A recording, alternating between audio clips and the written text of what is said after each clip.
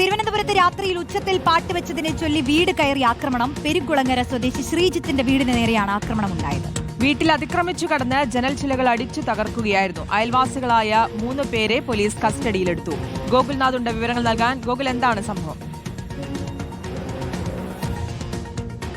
റോഷ്നി, തിരുവനന്തപുരം കാട്ടാക്കട കള്ളിക്കാടാണ് ഈ സംഭവം ഉണ്ടാകുന്നത്. ഇന്നലെ രാത്രി 11:45 മൂന്നംഗ സംഘം വീട് കയറി അഭിഭാഷകനായ ശ്രീജിത്തിനെ മർദ്ദനത്തിന് ഇരയാക്കുന്ന ഒരു സംഭവം ഉണ്ടായത്.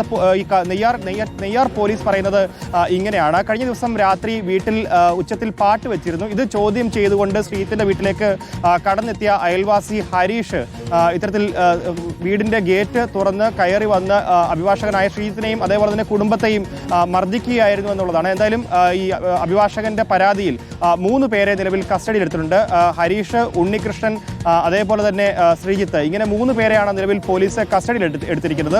ഇന്നലെ രാത്രി 11 മണിയോടുകൂടി തന്നെ ശ്രീജിത്തിന്റെ വീട്ടിൽ പാട്ട് വെച്ചിരുന്നു. ഇത് തുടർന്ന് ചോദ്യം ചെയ്യാനായിട്ടാണ് ഹരീഷും അതേപോലെ തന്നെ 3 അംഗ സംഘവും എത്തിയതെന്നുള്ളതാണ്. ഇവർ 3 പേരും അയൽവാസികളാണ്. ഇവർ ഈ പ്രദേശത്തിരുന്ന് മദ്യപിക്കുകയും തുടർന്ന് ഈ മദ്യപിച്ചുകൊണ്ടിരിക്കുന്ന സമയത്താണ് ശ്രീജിത്തിന്റെ വീട്ടിൽ നിന്ന് പാട്ട് കേൾക്കുകയും ചെയ്തത്. അതേ തുടർന്ന് പ്രകോപിതരായി ഈ 3 അംഗ സംഘം വീട് കയറി ആക്രമിക്കുകയായിരുന്നു എന്നുള്ളതാണ്. എന്തായാലും നെയ്യാർ ഡാം പോലീസ് 3 പേരെയും നിലവിൽ കസ്റ്റഡിയിലെടുത്തിട്ടുണ്ട്.